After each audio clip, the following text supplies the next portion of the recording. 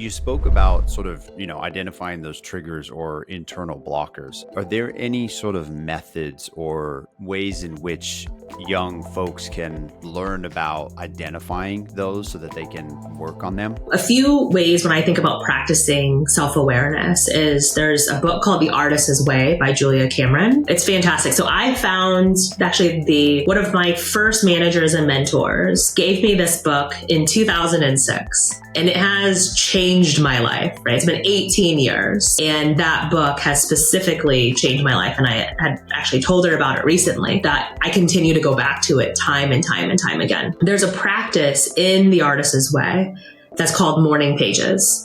And so what you do is the first thing you do when you wake up in the morning, you grab your journal and you write 3 pages, free flow thought, no intention. The thought process around that is in Julia Cameron's book, it's about how do you kind of reignite your creativity again. I use it as a tool for self-awareness because what typically shows up on the page are things that thoughts, feelings, ideas that I'm avoiding in day-to-day life. And so what will happen on those pages is your inner critic will come up, your dreams might come up, a reflection on an event or activity might come up. And I write them all out because the goal is when you're typing, when you're actually writing it out, there's a process that happens where we're connecting, right, our mind to our physical body, and we're processing it differently. And what we do when we're doing that, as you're thinking about, how do you start to generate that self-awareness, is it's hard to deny it when you can flip through pages and you can see the themes, right? And you'll notice that come up time and time and time again.